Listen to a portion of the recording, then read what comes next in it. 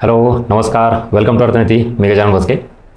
आपण ज्यावेळेला एखाद्या टॉपिकचा अभ्यास सुरू करतो तेव्हा एखाद्या पुस्तकातलं पहिलं पेज त्या टॉपिकचं सुरू होणार आणि मग शेवटचं पेज असं डायरेक्टली आपण वाचायला घेतो. पण त्याच्या अगोदर जर तुम्ही त्या टॉपिकची प्रॉपर सॉर्टिंग केली, एक्झॅक्टली किती डायमेन्शन्समध्ये तो टॉपिक आपण कव्हर केला पाहिजे किंवा त्या टॉपिकची रचना कशी आहे, म्हणजे फॉर एक्झाम्पल एखादा टॉपिक असेल त्याचा काही कन्सेप्टचा एरिया असतो, काही फॅक्टचा असतो, काही करंटचा असतो. काही टॉपिक असे आहेत की त्यात मॅक्झिमम कन्सेप्ट असतात, म्हणजे जवळपास 80 to 90%, आणि मग फक्त फार 10-20% काय असतात फॅक्ट्स. काही टॉपिक असे आहेत की कन्सेप्टचा एरिया फारच 10-20% आहे आणि मग फॅक्ट्स जास्त आहेत. असे वेगवेगळे त्याचे काय असतात डायमेन्शन्स. या गोष्टी जर आपण आधी विचारात घेतल्या तर टॉपिक आपल्याला तो समजून घ्यायला सोपा जातो. आणि मुळात मी नेहमी सांगतो, आपण जोपर्यंत तो टॉपिक असेल, सब्जेक्ट असेल, जर थोडं ब्रेकडाऊन करत नाही त्याला छोट्या भागामध्ये, तोपर्यंत तो डायजेस्ट होणार नाही. आणि मग ॲज अ सब्जेक्ट म्हणून त्यातल्यात इकॉनॉमिक्स जर म्हणलात तर याचं ऑलरेडी काही सेग्रिगेशन, सेपरेशन असं काही नाही आहे. जसं तुम्ही इतर सब्जेक्टचं बघता, हिस्ट्री म्हणलं की प्राचीन, मध्ययुगीन, आधुनिक. जिओग्राफी म्हणलं की भारताचा, महाराष्ट्राचा, जगाचा, आर्थिक, सामाजिक वगैरे तसा प्रकार येतो. किंवा इतरही विषयामध्ये बराच तसा काही पार्ट येतो, छोट्या याच्यामध्ये डिवाईड करता येतो. पण इकॉनॉमिक्सबाबत तसं काही नाही आहे. त्यामुळे आता आपण ही सगळी सिरीज सुरू करण्यामागे असा उद्देश आहे की विद्यार्थ्यांनी एखादा टॉपिक जर सुरू केला तर त्या टॉपिकची त्याला नेमकी रचना काय कळायला पाहिजे, त्याचा आवाका किती आहे, त्याची बेसलाईन नेमकी काय आहे, या सगळ्या गोष्टी समजाव्यात, जेणेकरून आपल्याला बरोबर आयोगाला काय पाहिजे, ज्याला आपण डिमांड ऑफ द एक्झाम म्हणतो, हे लक्षात येईल आणि त्याच्यानुसार आपण तो टॉपिक करूयात. ओके, चलो सो लेट स्टार्ट. आजचा पहिला टॉपिक आहे आपला इकॉनॉमिक रिफॉर्म्स, ज्याला आपण न्यू इकॉनॉमिक पॉलिसी असंही म्हणतो आणि LPG पॉलिसी असं म्हणतो, वेगवेगळ्या नावाने ओळखलं जातं. आता हा टॉपिकचा अभ्यास तुम्ही सुरू करताना काय केलं पाहिजे, तुम्ही पुन्हा तोच मुद्दा येतो की directly page to page, line to line वाचण्यापेक्षा ही जी नवीन पॉलिसी राबवलेली आहे तर ती कधी 1991ला इथं. बरं, ही पण राबवण्यामागे उद्देश काय होता, तर फायनान्शियल क्रायसिस आले होते 1991ला. आणि मग या फायनान्शियल क्रायसिसला दूर करण्यासाठी त्याच्यावर उपाययोजना म्हणून धोरण बदललं होतं. आणि ते धोरण म्हणजेच आपण नवीन आर्थिक धोरण म्हणतो, त्यालाच इकॉनॉमिक रिफॉर्म म्हणा किंवा LPG पॉलिसी म्हणा. मग ती कधी आली, 1991. आता या टॉपिकची पार्श्वभूमी सुरू होती इथून मागे, म्हणजे तुम्हाला यावं लागतं एक्झॅक्टली भारत स्वतंत्र झाल्यानंतर भारताने बरेच चेंजेस केलेले आहेत, किंवा ब्रिटिशांनी सोडून गेल्यानंतर पूर्ण भारत आता आपल्याला आपल्या पद्धतीनं डेव्हलप करायचा होता. त्यासाठी सामाजिक, राजकीय, अजून कुठलेही सगळे जे निर्णय आहेत ते राबवले असतील, पण त्यासोबत आर्थिक निर्णय कुठले घेतले.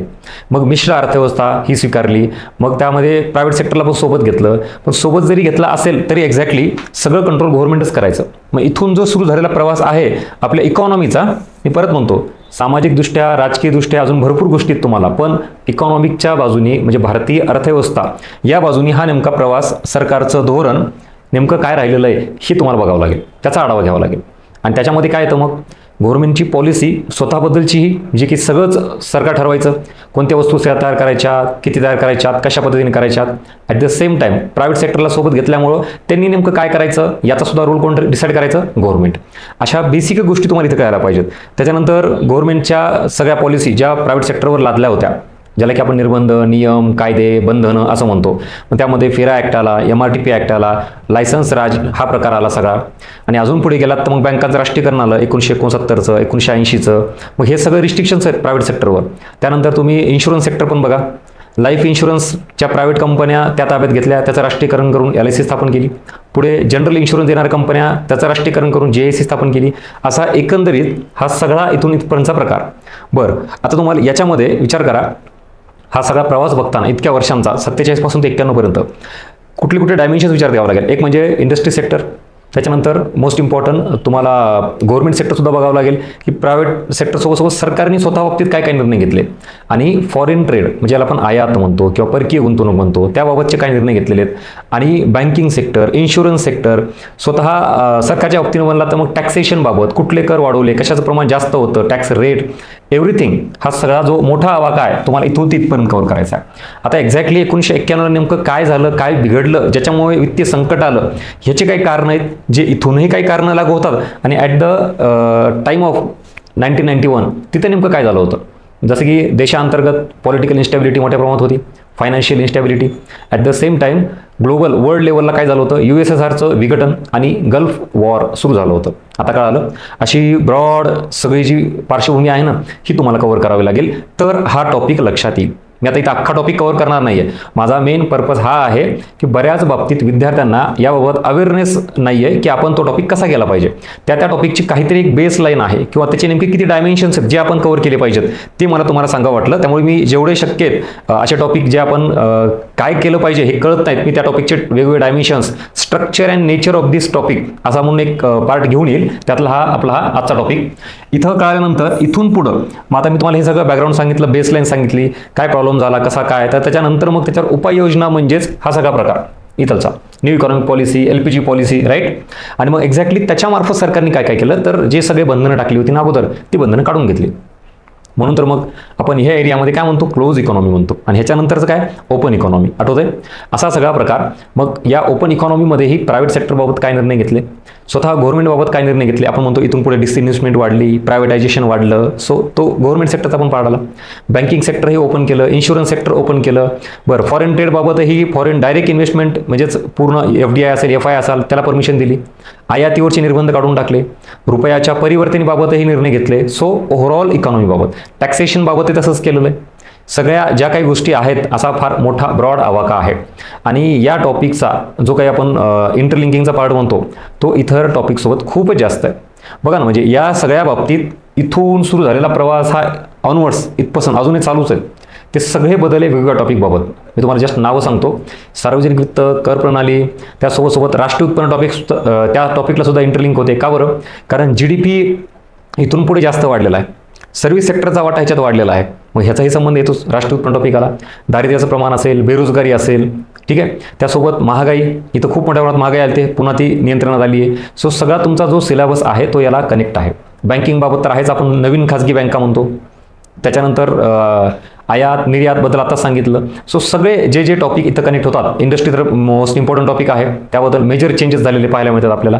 मग अशा सगळ्या गोष्टी या टॉपिकसोबत कनेक्ट करता आल्या पाहिजेत.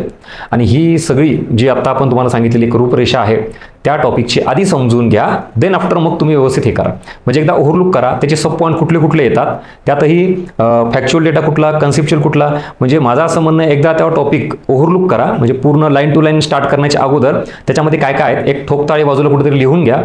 त्याचे थोडेफार काय म्हणतो आपण त्याला सेग्रिगेशन करून घ्या, टॉपिक सब टॉपिक.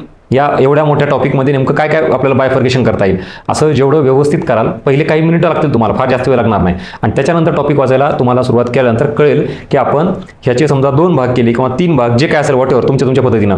तर पहिला भाग वाचला की कळेल याच्यामध्ये हा प्रकार आहे, ठीक आहे. ह्याच्यानंतर मग हा सेकंड पार्ट आला आणि मग हा लास्ट पार्ट आला. जसं की इथं पहिल्या याच्यामध्ये येतं बॅकग्राऊंड, इथं सगळं हे इथं पूर्ण.